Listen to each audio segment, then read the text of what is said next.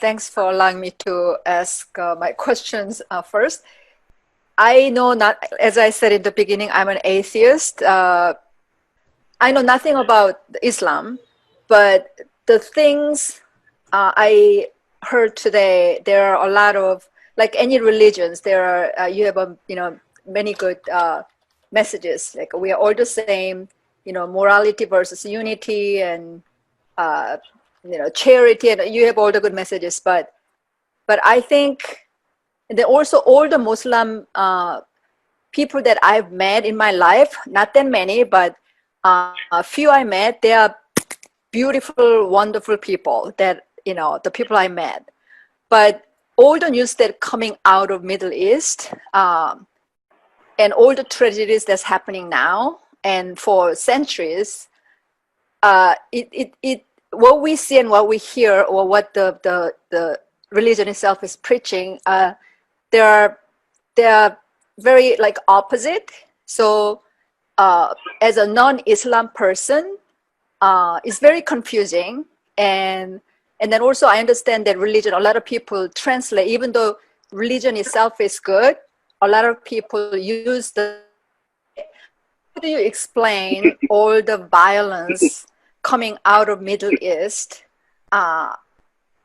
So do you think that the people are using the religion as an excuse to do the bad things?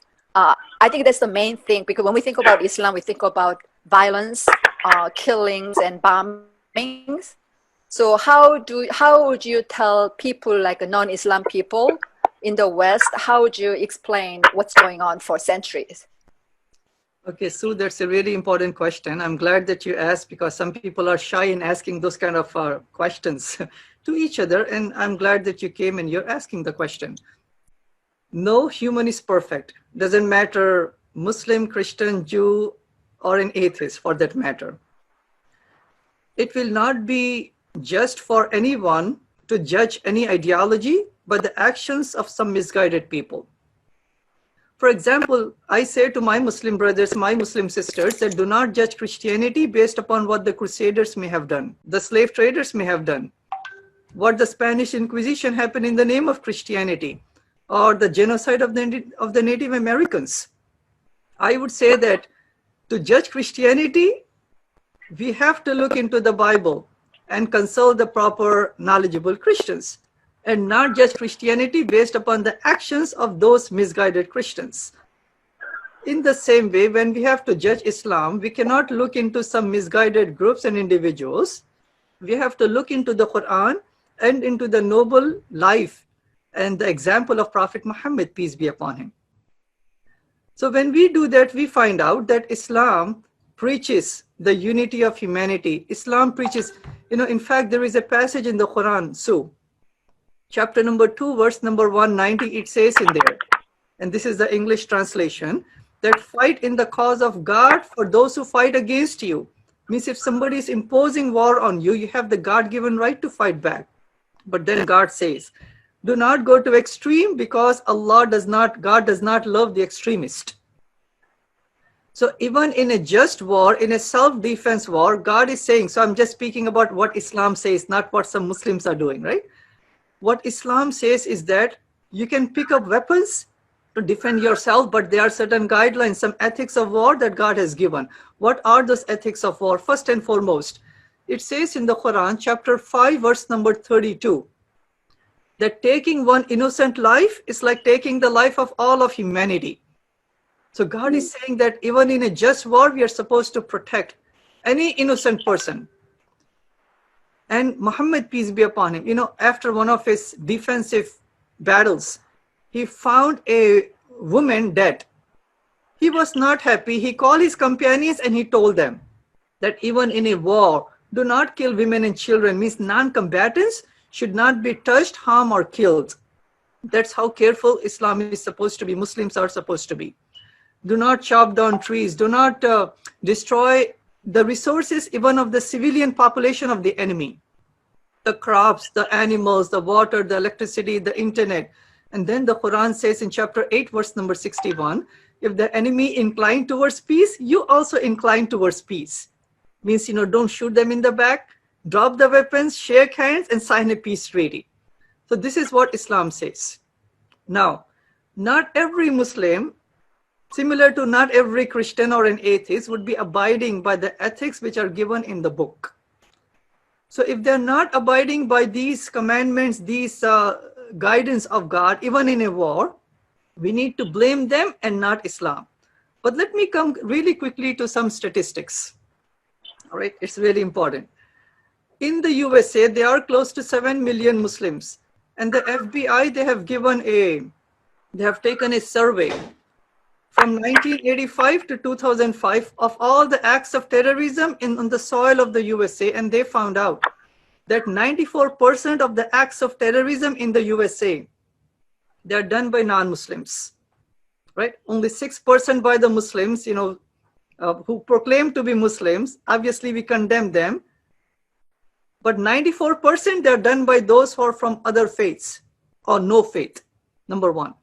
Number two is, in the Europe, in the last, so many years, less than 2% of the acts of terrorism, they're done by Muslims.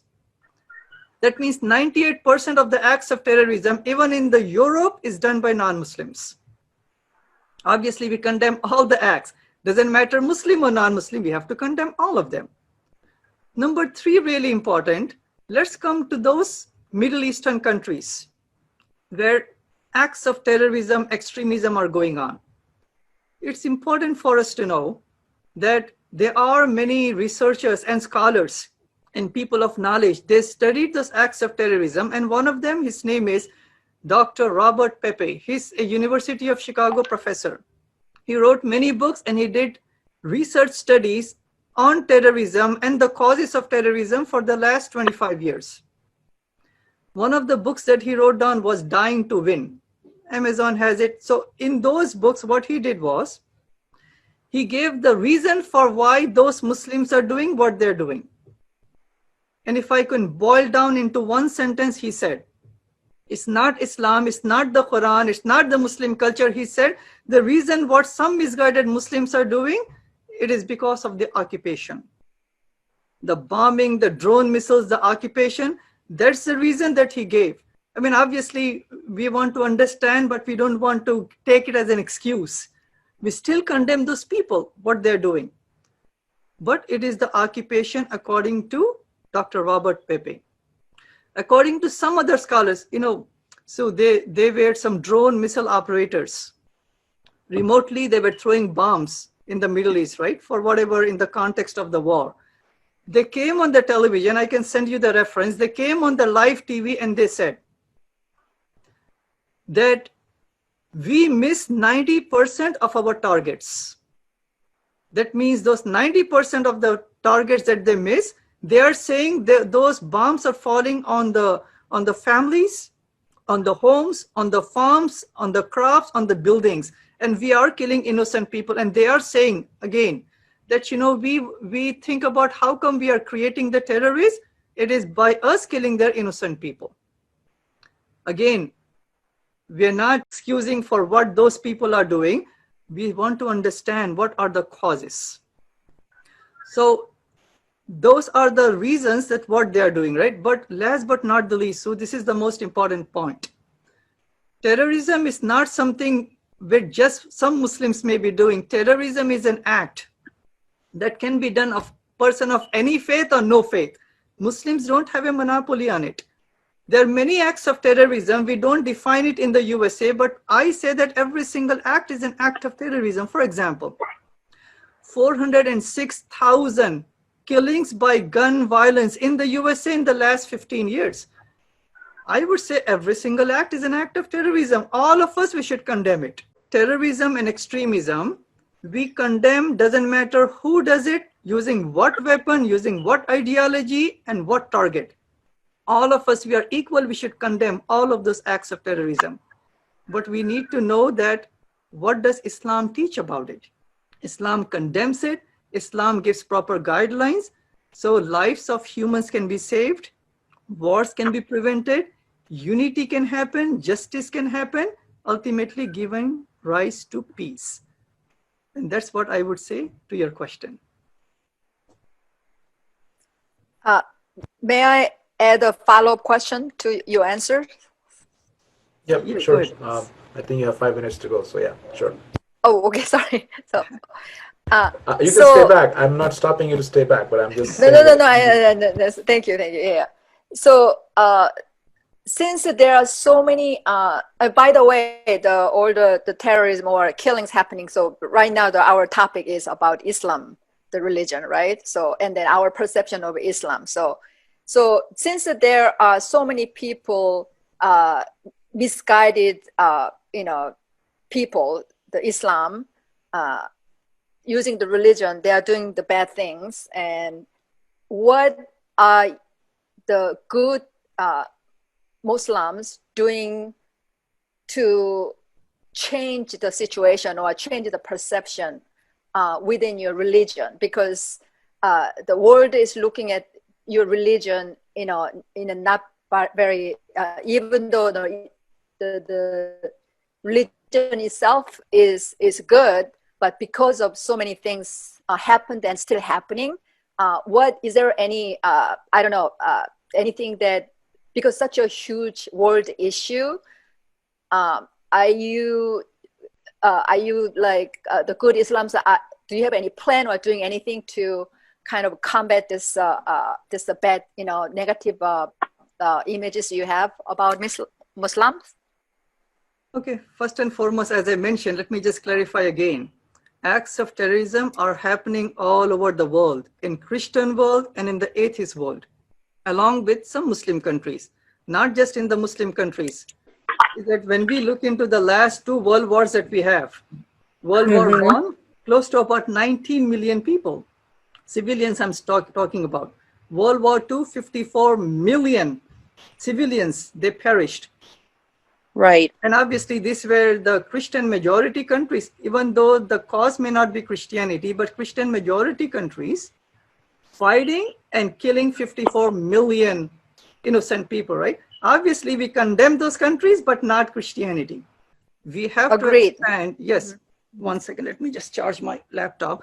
So acts of terrorism are happening in every country. In fact, according to the report of the USA, uh, white supremacists are more of a threat to the USA than the Muslims.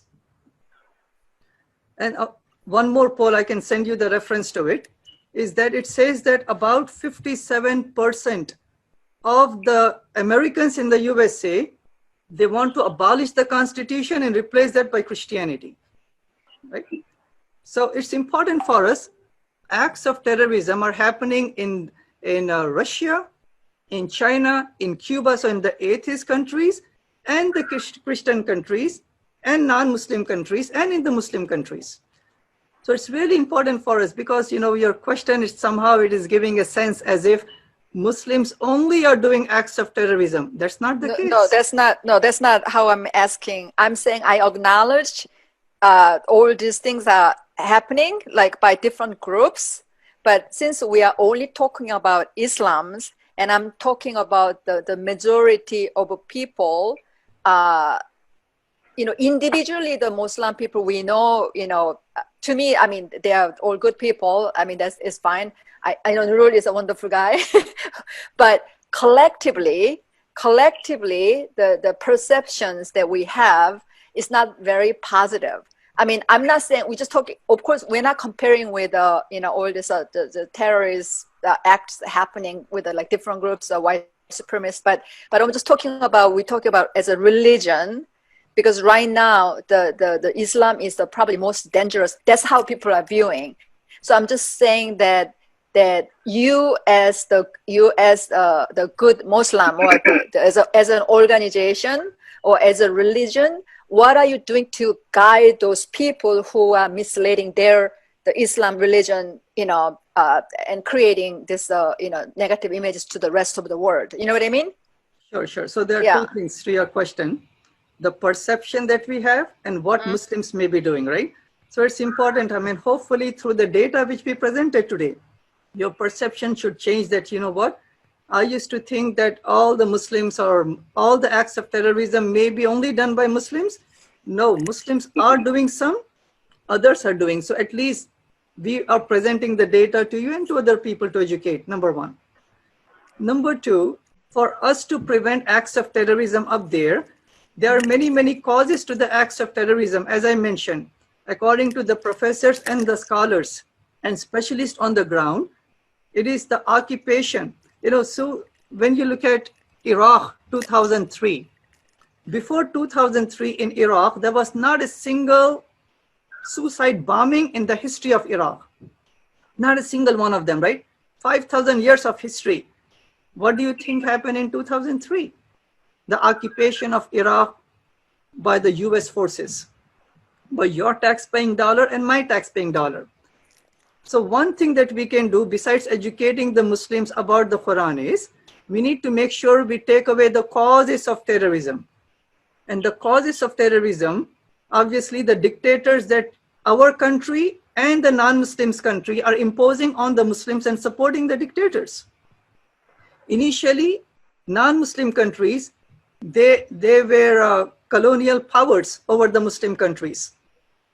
They were doing acts of terrorism on the Muslim countries. Once they left, then they imposed the dictators on the Muslim countries, taking away their freedoms of the Muslim countries. Number three, now the third wave of suppressing the Muslims, the occupation by our forces, our tax-paying dollars.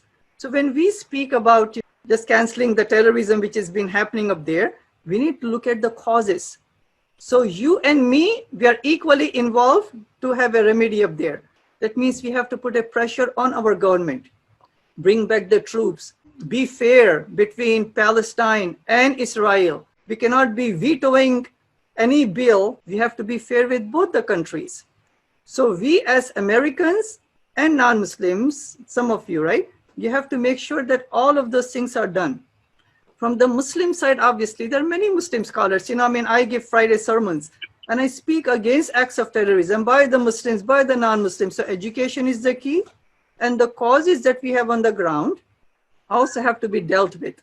And I would say that's the only way that we can take away terrorism and extremism from that part of the world.